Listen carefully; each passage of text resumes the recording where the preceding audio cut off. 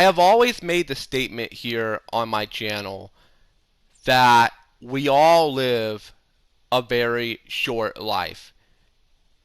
Some of us are very lucky to even make it to 50 years old, 60 years old, 70, 80. Very few of us are lucky to make it to 90, and a very, very, very, very, very small number is lucky to make it to 100 years old. Even if we somehow make it to the age of 100 years old, we don't get to live forever. We're all going to die eventually one day. Our time is going to come. And unfortunately, we never know when that day is going to come. I could wake up tomorrow. Speaking for myself, I could wake up tomorrow. I could go out jogging outside. I can go run around the block. I get hit by a car. I pass away. I don't know that. No one knows that. Life is very precious. Life is very short. Live it to the fullest. I was in the middle of editing my discussion video about professional wrestling legend Terry Funk. And in the middle of editing this, I stopped and took a break just to see what was going on Reddit. And I see it all over my news feed that WWE superstar Bray Wyatt, Wyndham Rotunda, has passed away today at the age of 36.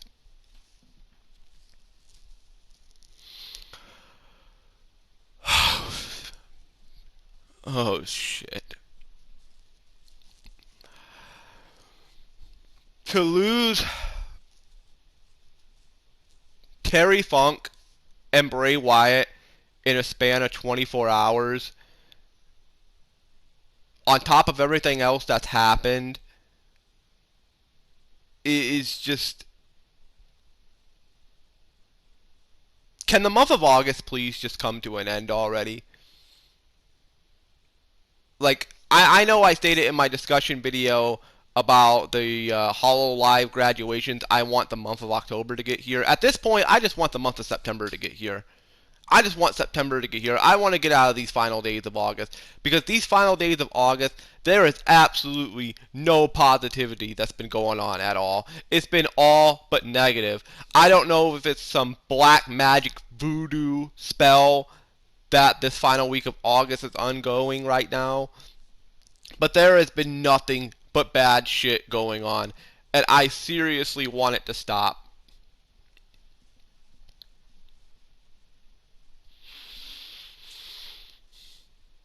We have lost, in my opinion, two legends of the professional wrestling industry. I mean, obviously, Terry Funk's the way, way, way, way, way bigger name than Bray Wyatt. But Bray Wyatt, I also had so much love and respect for. I didn't like the way he was booked at times, referring to Bray Wyatt. I didn't like the way that he was booked at times in the WWE when I was watching on a consistent basis. And the last time I really fully watched WWE was 2019. Like, I've seen a few things every now and again, but I haven't really been keeping up with it on a weekly basis. I knew Bray Wyatt recently came back to the company. Like, almost a year ago, he came back to the company. He ended up getting fired, and then they brought him back, and they gave him some Uncle Howdy gimmick. And I saw a few segments here and there. I saw the segment where he came back on SmackDown and broke the fourth wall and basically said how he missed all the fans and stuff like that. I saw that segment. And outside of a few Uncle Howdy stuff, that's really all I ever saw about Bray Wyatt. He was supposed to come back around Mania. I heard, to have a feud with Bobby Lashley, and that did not happen. I don't know what the hell happened with that. I don't know if plans fell through. I heard he got injured. Maybe that had something to do with it. Maybe he had an injury and he couldn't make it to Mania. I don't freaking know. But last I heard anything about Bray Wyatt is that he was planning on coming back sometime very soon. I heard, possibly Survivor Series or Royal Rumble, he was going to come back. And now all of a sudden, out of the complete blue, now he's gone. He's no longer of this earth.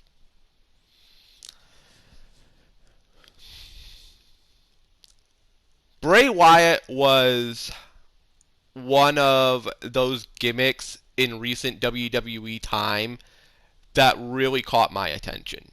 When he first came in as the cult leader gimmick, I thought that was such a cool damn gimmick. Yes, it was a ripoff of Waylon Mercy from the 1990s, but Bray did it so damn well. He did such a good job with this gimmick.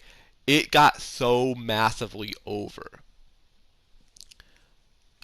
People singing his theme song, people waving the lights in the crowd every time he came out. I'll never forget the Wyatt family match with the Shield, the tag team match that they had at I think it was Battleground 2013, if I remember correctly. The tag team match they had against the Shield, which was one of the best WWE matches I've seen in a long while. That was such a fantastic match. I remember a little bit about his feud with Daniel Bryan in the fall of 2013.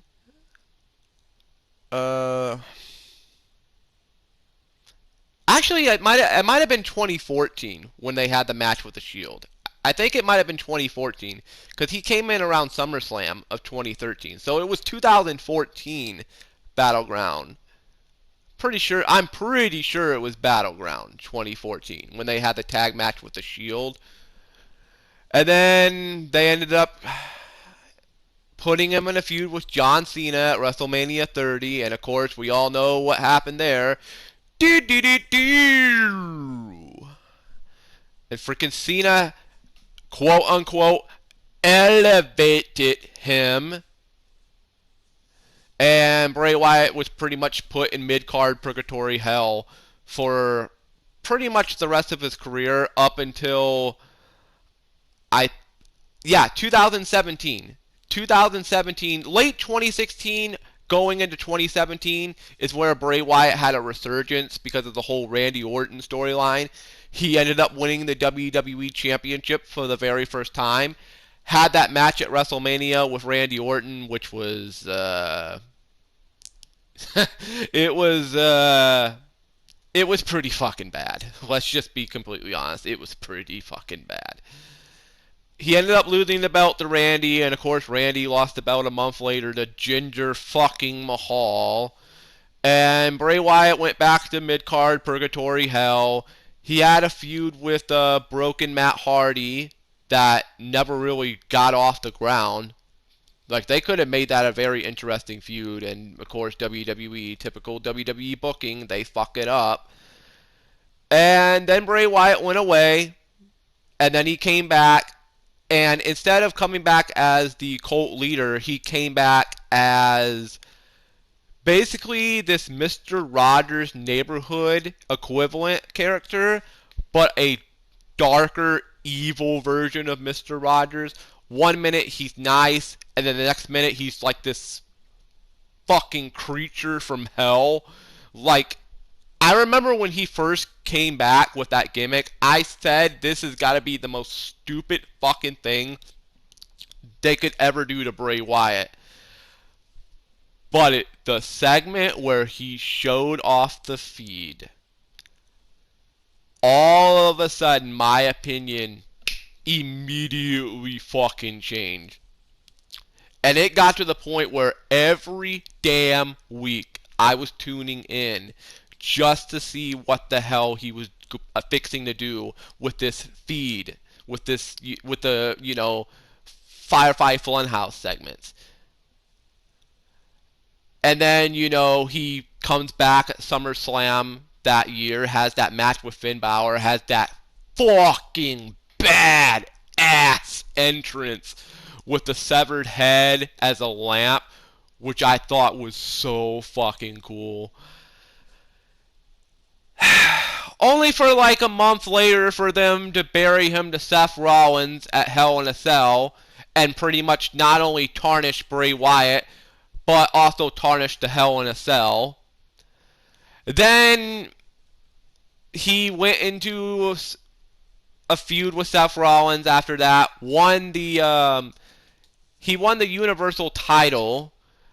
He held on to the Universal title for a little bit, then lost it in a squash match to Bill Goldberg, of all people.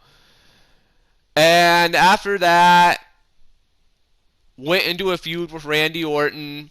He got Alexa Bliss involved with him as basically like a Harley Quinn equivalent, which when they first started doing that, I thought it was pretty cool from what I was seeing. Until they made Alexa Bliss basically start having this fucking doll around her at all times, and she's acting all childlike and everything. She's acting like, she's acting like a fucking kindergartner when she's in a grown-up's body. It was just weird ass shit. And they put him into a feud with Randy Orton, and Alexa Bliss ended up turning on him at WrestleMania, and shortly afterward, he got fired from the company. And then a year later, he ends up coming back and bringing back the Uncle Howdy gimmick. And now, unfortunately, he's no longer with us. At the age of 36, Bray Wyatt has unfortunately left this earth.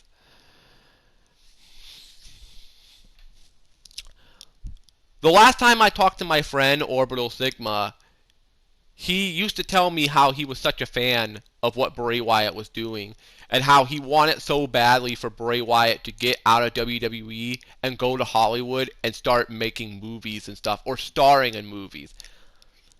Let me just say that Bray Wyatt, the person Bray Wyatt, Rotunda himself, this dude was so damn talented. I actually think if he went to Hollywood, he would have probably been a really damn good actor. We're talking about one of the best mic talkers, one of the best promo cutters in WWE in a very long time. His promos, especially when he first came in as the cult leader, were so damn interesting. So interesting. So damn good, too. There's a segment on YouTube that's still up to this day, by the way, where he actually predicted the Feed character about 4 to 5 years before the Feed even debuted. He was talking about the Man in the Woods, and it's one of the best Bray Wyatt segments I have ever seen. It was done so damn freaking good. I'll put a link down below in the description box if I can find that, and you can go check it out for yourselves. He basically predicted the Feed gimmick years before it even debuted.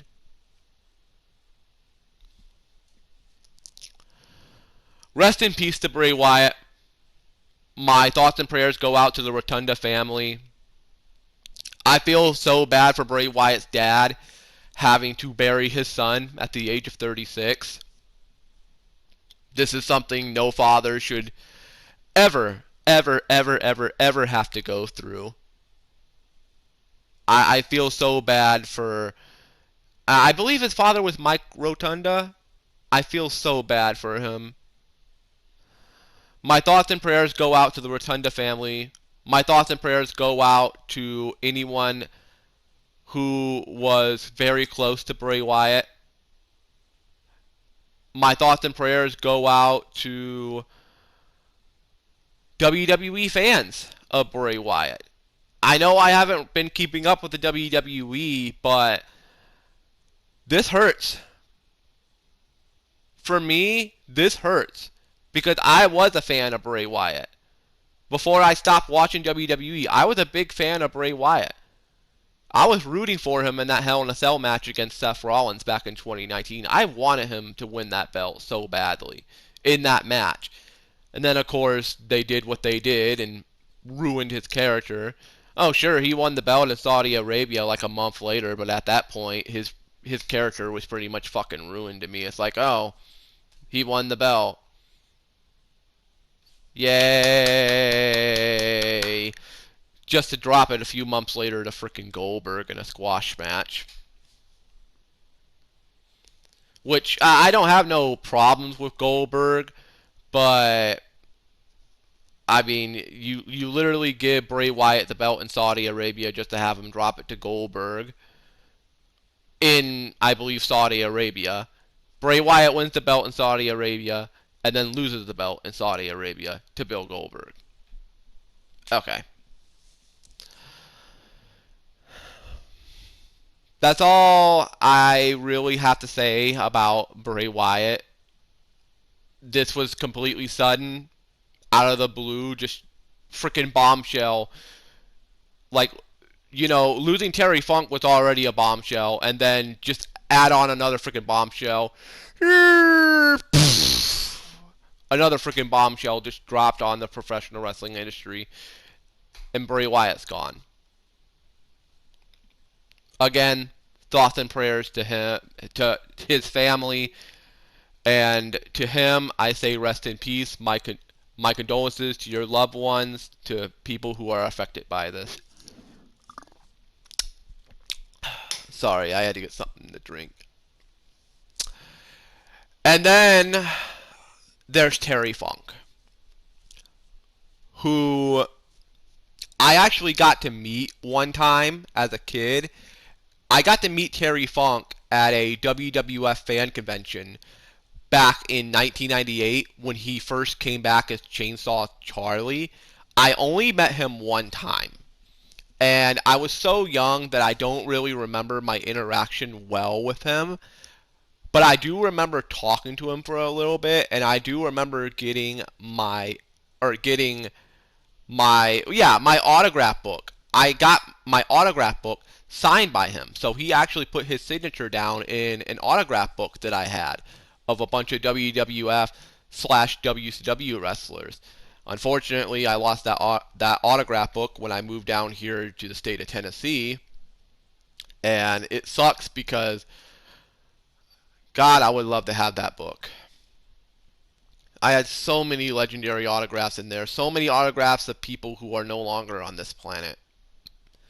That book would be worth so much freaking money, but unfortunately I don't have it anymore. I only met Terry Funk one time, and I barely remember anything about it, because again, I was really young.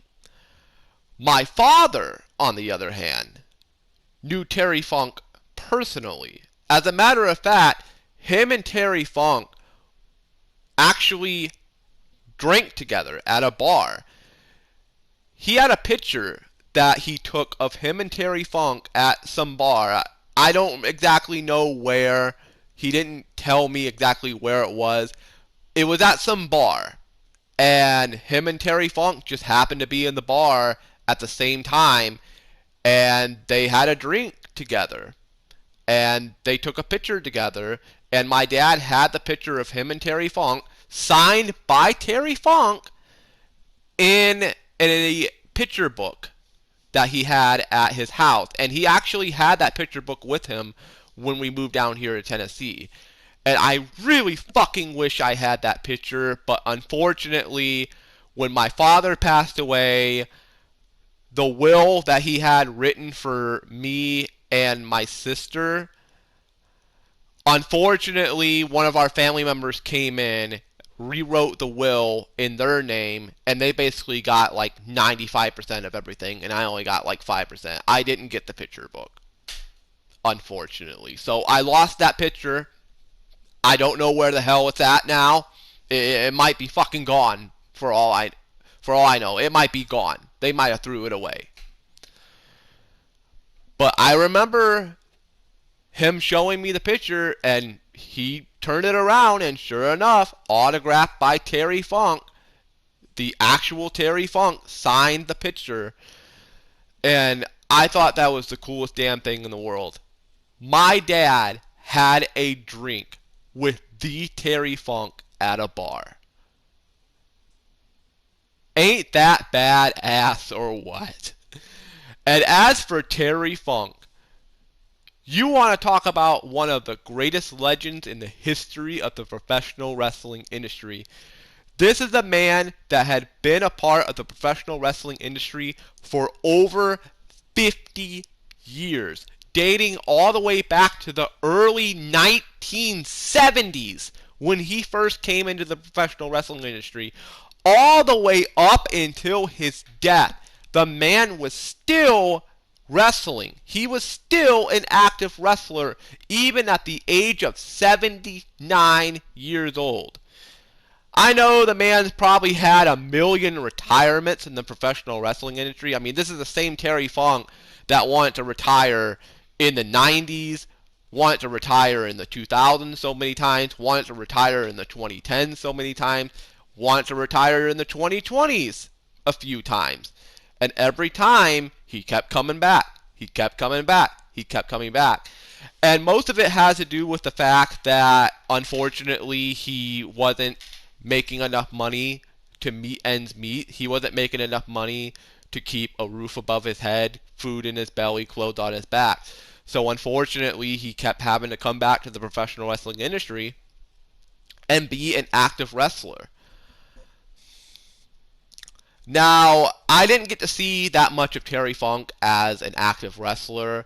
The only memories I have of watching Terry Funk as a wrestler live are when he came into WWF as Chainsaw Charlie with Mick Foley in 1998, and some of his WCW work in late 99 and 2000.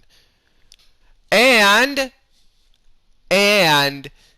ECW One Night Stand 2006, when he had that tag team match with Ric Flair and Mick Foley, and I can't remember who else was in the match. It was a tag team match.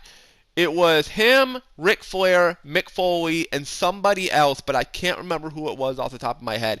They had a tag team match at One Night Stand 2006. That match was the best match on the card. Terry Funk was in his early 60s when they did that match. 60 years old and still put on the best match of the night. 60 years old. We're talking about a man that has been a former WCW United States champion, a former tag team champion in multiple companies throughout the world, has been almost in every single professional wrestling company that's ever existed. I mean, the man was in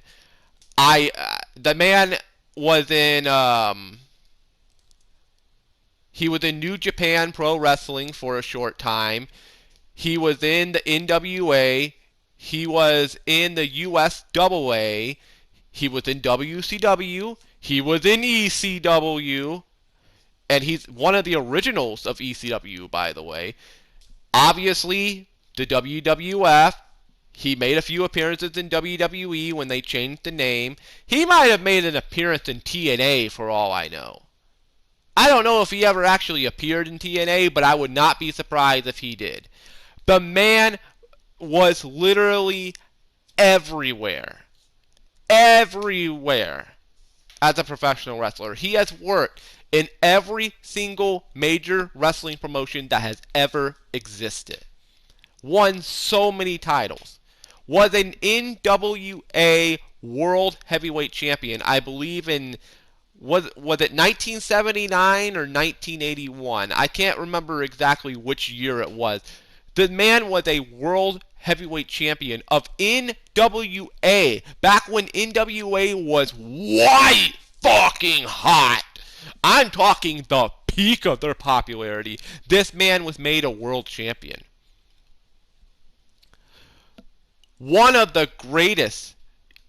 You know what? I'm willing to say it right now, and I know this is going to be very debatable. I was going to say one of, no. He is, to me, the greatest hardcore legend of all time. I know you're going to say Mick Foley. I know you're going to say New Jack. I know you're going to say Sandman, Dudley Boys, Sabu, what have you. To me, Terry Funk was, and still is, the greatest hardcore legend of all time. If I had to give somebody a close second, Mick Foley. And how fitting that those two had some of the most brutal fucking matches that professional wrestling has ever seen. I will never forget, for as long as I live, King of the Deathmatch 1995 in Tokyo, Japan. Cactus Jack versus Terry Funk in the finals. The infamous match where Cactus Jack nearly blew his arm off with C4 and got third-degree burns all up and down his arm. That match is still on YouTube to this day. Last time I checked, it was on YouTube. I'm pretty sure it's still up. If it's still up, I will put a link down below in the description box for that match. I do want to warn you, viewer discretion is very strongly advised if you watch that match, because that match is fucking brutal. It's not for the weak of heart. That is one of the most sadistic, barbaric, bloody, I mean fucking bloodbath matches I have ever seen in professional wrestling. Those two almost killed each other in that match.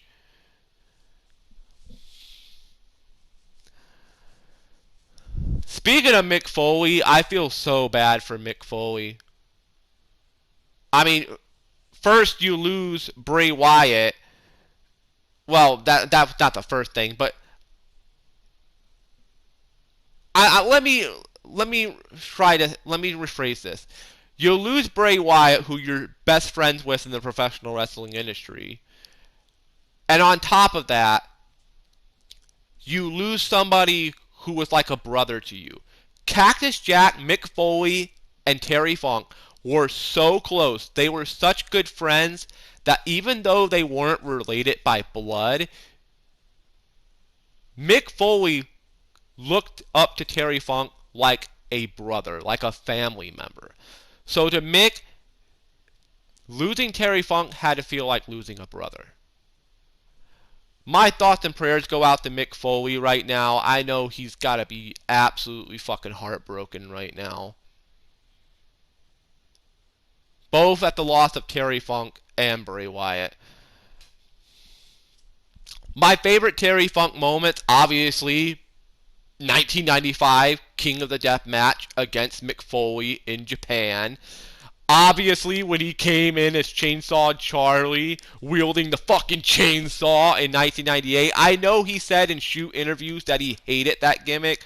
Me personally, as a kid, I loved the gimmick. Even going back and watching it, because I watched King of the Ring '98 about a month and a half ago, and while he wasn't Chainsaw Charlie on the show, he was still there. He was involved with the Hell in a Cell match between Mankind and The Undertaker. And a few months prior to that, this is about 4 to 5 months ago, I actually sat down to rewatch WrestleMania 14 again, and I got to watch the dumpster match between him and Mick Foley versus the New Age Outlaws for the WWF Tag Team titles. Terry Funk had to be 50 plus years old at the time and put on one of the best matches of the entire night. It wasn't the best match of the night, but it was one of the best matches. It was definitely the most entertaining match of the night. In pure entertainment value, it was the most entertaining match of the night. Now, unfortunately, he did get hurt legit during the match when he took the power bomb through the dumpster. He got some liquid in his back that really fucked up his back. Credit to him for finishing the match, though. That just goes to show how much of a professional Terry Funk was. And the man was in his fucking 50s. 50 years old. I'm pretty sure he was in his 50s. If he wasn't in his 50s, he was in his late 40s. And he still kept the match going. He still finished the match, even while there was liquid going into his back from the power bomb he took from Billy Gunn. That's how badass Terry Funk was.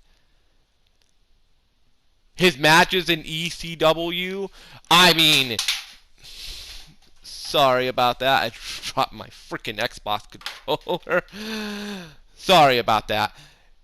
His match with Sabu in ECW, if I remember correctly off the top of my head, wasn't he the same guy that had the infamous match with Sabu, where Sabu cut the muscle in his arm and cut down to an artery, and Sabu had to get fucking barbed wire off of the ring apron? He had to rip barbed wire off the ring apron and wrap it around his arm and tie it up in a knot just to prevent himself from bleeding out.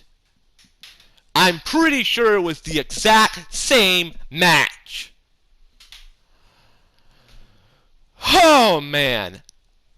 You know, I'm just bringing a smile to my face just thinking about all these old school wrestling moments, man. God, wrestling used to be so fucking good back in the day, man.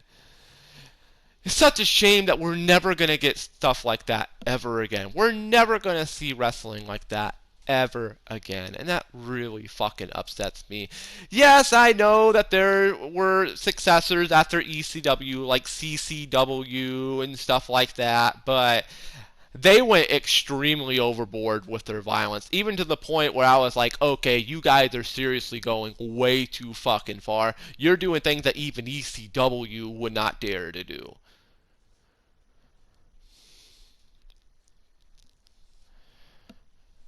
Anyways, that's pretty much all I have to say here for this discussion video. It sucks. Both of them are gone. Terry Funk at the age of 79. Bray Wyatt at the age of 36. Both within 24 hours. Gone. Just like that. My thoughts and prayers, my condolences go out to everyone affected by this. Professional wrestling is hurting right now. Me personally, I'm hurt. You know, I woke up this morning to, I know this is completely unrelated to professional wrestling. I woke up this morning to the news that Magny Desmond and Nor Vesper were graduating from Hololive. And then when I'm editing my video on the passing of Terry Funk, I just so happen to look at my phone and I see that Bray Wyatt's passed away. Which again, I just want the month of August to end. I want this fucking month to end. I hate this final week of August. This is Edrunner Gaming HD. And I'll say this yet again. Treasure your life while you are still here. Because you never know when the day is going to come where we are no longer on this earth. We don't know how long we have here on this planet. We don't know how much time we really have left. Cherish your time while you still can. That's all I want to say. Edrunner Gaming HD signing out. See you in the next video.